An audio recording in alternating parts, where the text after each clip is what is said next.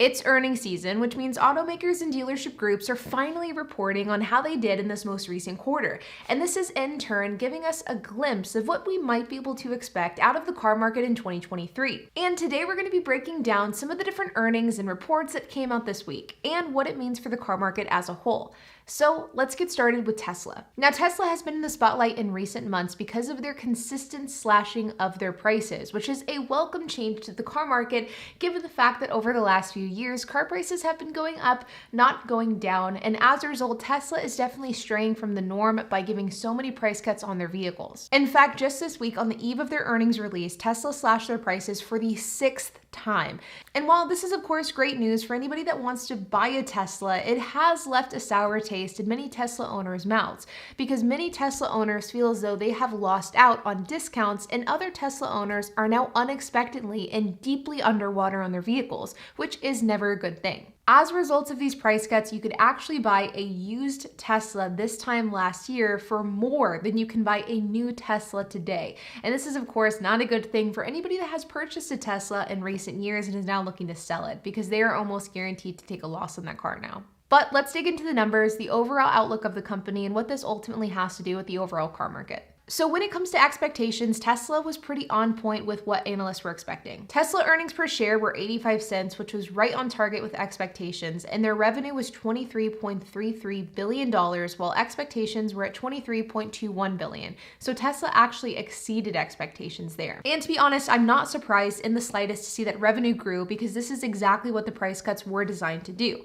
The Tesla price cuts were put into place in order to incentivize and stir up demand, and with this increased demand that has come up as a result of the price cuts, it has in turn resulted in higher revenue. At the same time, net income fell quite a bit and it's currently sitting at $2.51 billion, down 24% from this time last year. This is another thing that is absolutely not unexpected because as Tesla is cutting their prices, their revenue may be going up, but as a result, their net income is going down because their profit margin on each vehicle that they sell is going down with these price cuts. So this is another thing that sure on the surface may not look good, but it was totally expected, and analysts and Tesla knew that this was going to happen. As we sit here today, Tesla's profit margin is the lowest that it's been in over 2 years, currently sitting at 11.4%. Now, Tesla's strategy here is fairly simple. They are absolutely choosing volume over per unit profit, and it will be really interesting to see how this shakes out. But ultimately, they're making this decision because they're banking on a few different things. Number one, Tesla has been driving home the fact that their vehicles will be able to generate more and more revenue through autonomy.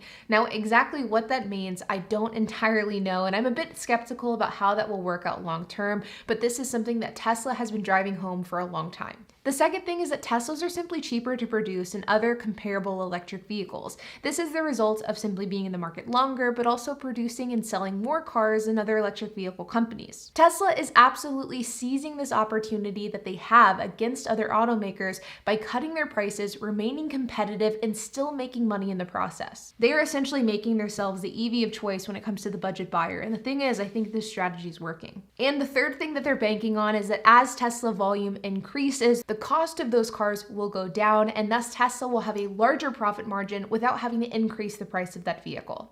So if Tesla can produce more and more cars, the cost of those cars will go down, and thus Tesla will have a larger profit margin without having to increase the price of that vehicle. Truthfully, I have been a Tesla skeptic for years now. I'm not a huge fan of Elon Musk, but I think that what Tesla has been doing in recent months with these price cuts is incredibly smart, and I think that it will strategically pay off. Just this week, the Tesla rear-wheel drive, which is the base model Tesla, it officially costs less than $40,000 new, and I think that this is a big milestone for Teslas and for EVs, and it's going to push other automakers to be more competitive with their price. I've been looking for an EV for myself for a while now. I will most likely pull the trigger on one this year, and I'm not gonna lie, I am very, very tempted to get a Tesla because I think that they have become a great value for what you get. And to be honest, we won't know if Tesla's strategy is going to pay off for at least a few months, if not another year. So only time will tell if this pricing and volume strategy on Tesla's end is the right way to go. But if I was a betting person, I would bet that they are making the right move. Now on to AutoNation. AutoNation is the second largest dealership group in the United States, and they report a decline with both new and used auto sales. Net income dropped by 20% compared to this same time last year, and revenue has fallen by 5%, while new vehicle sales declined by 2.4% and used vehicle retail sales dropped by 15%. On the other hand, AutoNation Parts and Services Department saw an 11% increase in gross profit. This also makes sense because historically speaking, whenever the economy is a bit rough or uncertain, typically people are much more inclined to get their current car fixed than they are to simply replace that car. And as a result, as you see car sales decline due to a recession, you oftentimes will see car repair-based businesses increase, which this category would fall into. So for AutoNation, they beat Wall Street estimates for earnings per share by 5.42%, but they missed revenue estimations by 3.53%. Now on to CarMax, who actually reported their earnings last week, but it's worth mentioning, especially as we talk about AutoNation. CarMax performed better than expected from an earnings perspective, but they were down quite a bit from a year ago. CarMax beat earnings per share estimates by over 80%, with estimates sitting at 24 cents per share, and they reported earnings were 44 cents per share, and net revenue is down 26% year over year. On the CarMax earnings call, they reported that their biggest hurdles currently are inflationary pressures, high interest rates, tightening of lending standards, and a drop-off in consumer confidence. Now, these three companies, though they absolutely do not represent the entire car market, they do give us a really great perspective as to what is currently going on in the market, as well as what we can expect to the market for the rest of 2023. Number one is, for the most part, we are seeing a decrease in demand. Sure, there are exceptions to the rule, like Tesla, who's cutting prices like crazy, and as a result, they're seeing higher volume. But for the most part, these dealerships like AutoNation and CarMax are absolutely seeing a decrease in demand. And this will in turn have a trickle-down effect on the supply, which will cause prices to go down. Secondly is that cars are still expensive. We are seeing car prices go down, and I think we all hope that we'll continue to see them go down in 2023. But car prices are still nowhere near where they need to be in order to return to normal market conditions. And this is showing in automakers' per vehicle profit margin. I guess with the exception of Tesla, where vehicles are quite a bit cheaper.